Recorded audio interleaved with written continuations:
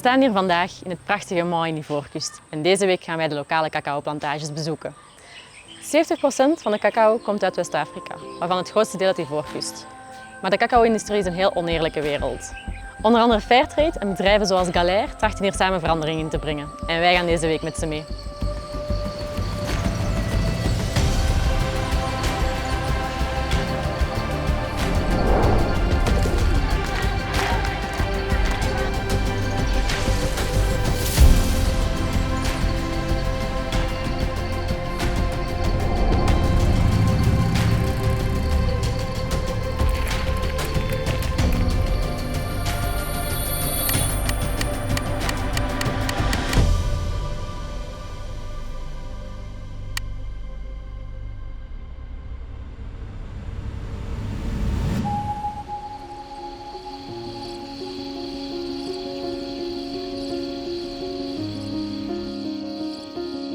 We starten onze ontdekkingsreis in het dorpje Mont. Van daaruit rijden we nog 2 uur door kleine dorpjes voor we aankomen aan de cacaoplantages. Hier krijgen we een beter beeld van de problematiek die er nog steeds heerst in de cacao-industrie.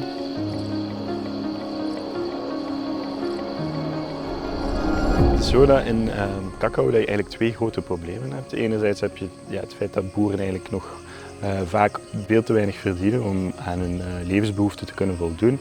En anderzijds heb je een grote problematiek van ontbossing, wat ook een nefaste impact heeft op de cacaoproductie. En dat zijn eigenlijk 2 problematieken waar wij proberen werken met verschillende bedrijfspartners en ook publieke partners om de situatie voor de boeren eigenlijk beter te maken.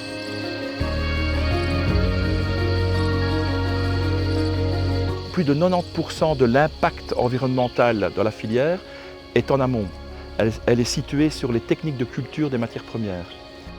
Il n'y aura pas de justice pour la planète sans une justice sociale. Et c'est facile de comprendre. Quand on ne sait pas ce qu'on va manger le soir, quand on ne sait pas ce qu'on va donner à manger à ses enfants, peu importe ce que sera le monde dans 50 ans. Donc pour que les planteurs puissent s'intégrer dans des processus de réflexion organique, et vertueux pour la planète, il faut d'abord qu'à court terme, on puisse répondre à leur niveau de vie. Donc on doit travailler sur le terrain, en fait. Le terrain, c'est où on a choisi la Côte d'Ivoire, parce que c'est le pays le plus gros producteur de cacao au monde. C'est là où les producteurs sont les moins bien payés. Et c'est également ici que la déforestation a été la plus importante.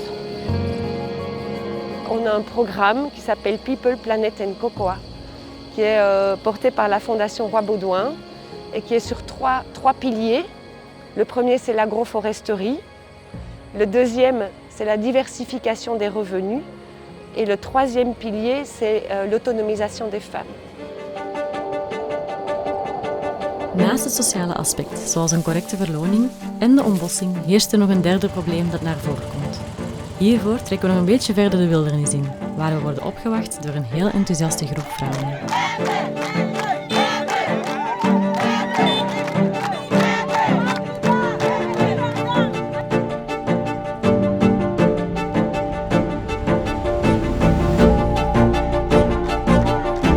Pour le Women Empowerment, c'est un projet qui s'appelle Women's School of Leadership.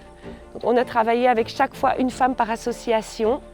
Il y a 8 associations et chaque femme a appris le droit des femmes, a appris à travailler sur le leadership, à s'imposer au sein de sa communauté et après à gérer des projets, donc à faire un budget prévisionnel, à s'imposer sur un marché, trouver un marché, vendre des produits. Et donc elles vont chacune, grâce à ces formations-là, pouvoir accompagner l'association de femmes dans la vente de riz, de manioc ou de maïs.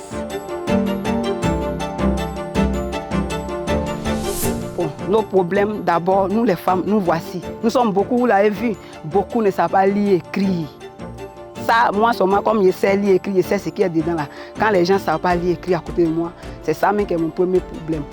Si nous tous nous savions lire et écrire là, c'est pas comme ça, mais le premier problème c'est ça. Elle ne sait pas lire et écrire, ça fait un. FAIRTRADE est là pour l'autonomisation de la femme.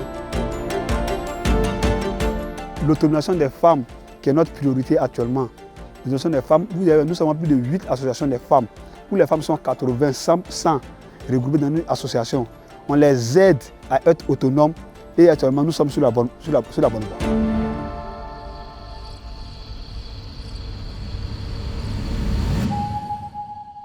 Et aujourd'hui, notre projet, c'est quoi? D'abord, la finalité. On veut procurer aux consommateurs la possibilité de croquer dans un chocolat pour un monde meilleur. Ça veut dire que ces deux choses, c'est la qualité d'un produit, le plaisir de dégustation et un produit vertueux, tant d'un point de vue humain que du point de vue de la planète. Comment est-ce qu'on pouvait agir concrètement? C'est en trouvant une coopérative partenaire. Cette coopérative, c'est Ieyaso. Et donc, c'est quoi ce partenariat? C'est d'abord basé sur un socle qui est Fairtrade. Ça veut dire quoi? Ça veut dire que si la chocolaterie achète 1000 tonnes de cacao Fairtrade à Barry Callebaut, qui transforme notre fève en chocolat liquide, Barry Callebaut va acheter 1000 tonnes de fèves à Ieyaso au prix Fairtrade. Et nous, on contrôle que les primes arrivent bien chez les cacaoculteurs. Ieyaso veut dire village d'espoir. Yeya veut dire espoir, So veut dire village. C'est dans un patois ivoirien dans le nord-ouest de la Côte d'Ivoire, dans la région du Bafing, précisément à Touba. C'est une coopérative café-cacao. Elle est engagée dans les programmes de certification de durabilité. Et on travaille avec plusieurs partenaires dans la chocolaterie. Au sein de la coopérative aussi, on a tout ce qui est activité contre le travail des enfants, l'agroforesterie, tout contre la déforestation. Tout est mis en place au sein de la coopérative pour faire avancer les choses.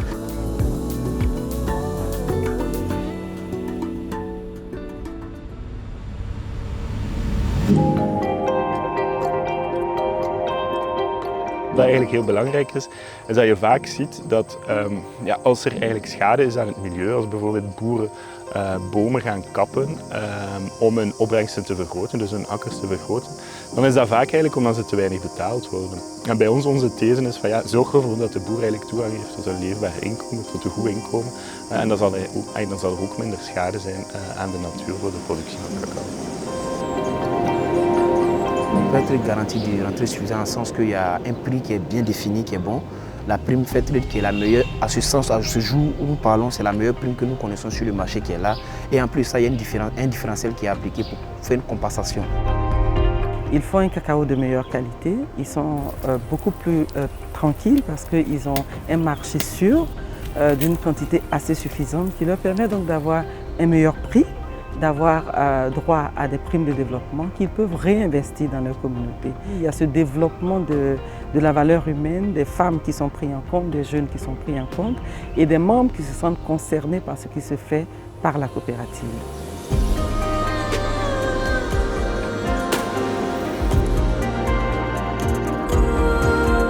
À l'aide de ses partenaires, sont venus pour nous dire que la femme maintenant doit être autonome. Ils sont venus montrer des plans. Qu'est-ce que vous pouvez faire pour que demain vous pouvez gagner quelque chose pour être autonome, pour aider vos maris? Nous avons choisi le manioc comme c'est ce que nous savons un peu faire, c'est ce qu'on a choisi comme le manioc. Voilà pourquoi on est là aujourd'hui. Nous sommes là pour pouvoir faire au moins quelque chose avec le manioc pour gagner de l'argent et puis aller faire de grandes choses après. Bedrijven die een minimumprijs betalen is één ding. Maar de lokale boeren gaan ook zelf op zoek naar alternatieven om inkomsten te genereren. Het cacao-seizoen duurt geen volledig jaar. Daarom zijn er initiatieven, zoals een pepinière of kwekerij, waar boeren andere planten verbouwen die ze kunnen verkopen.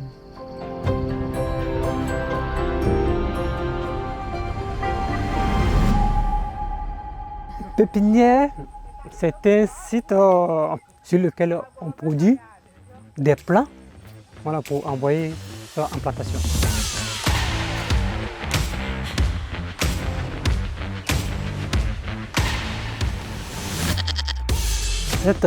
Ce site-là, c'est un site de pépinière d'arbres d'ombrage. C'est un projet que Ieyaso a initié avec le partenariat qui lie Ieyaso et Galère.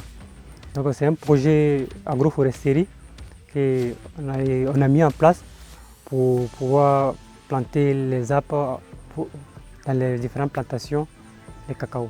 Dans le cadre du projet, nous avons mis à la disposition des producteurs des arbres fruitiers. Lorsque ces arbres seront en maturité, peuvent apporter des revenus supplémentaires autres que la commercialisation du cacao. Donc nous avons des arbres fruitiers qui sont l'apris, l'oranger, puis bien d'autres, voilà, au sein des pépinières. En fait.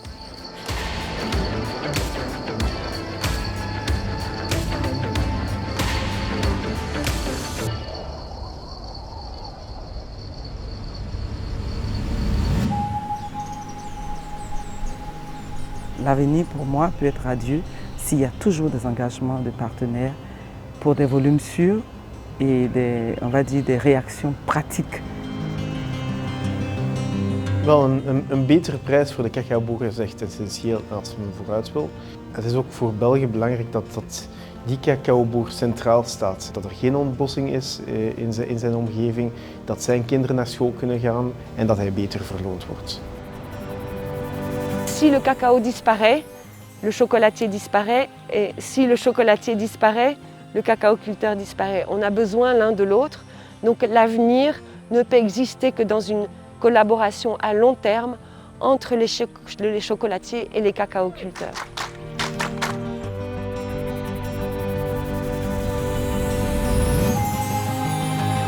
Vous avez la clé du problème, sachez-le. C'est par votre mode de consommation, par le sens que vous donnez à vos achats, que vous pouvez aider toutes les filières injustes à changer.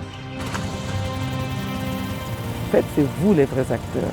Faites le bon choix, acceptez de payer le prix qu'il faut et soyez contents de le payer parce que derrière, vous prenez soin de la planète, vous prenez soin des hommes, vous prenez soin du futur parce que ceux qui produisent en ont besoin pour continuer à rester vivants et produire avec le cœur un cacao de qualité. Moi, je vois un avenir meilleur. Je vois un avenir meilleur puisque nous avons les mêmes visions. Yeyaso fait que nous avons la même vision. D'abord, on lutte contre le travail des enfants, on lutte contre la pauvreté, on lutte contre le genre et aussi l'autonomisation des femmes. J'ai la conviction que l'avenir est juste.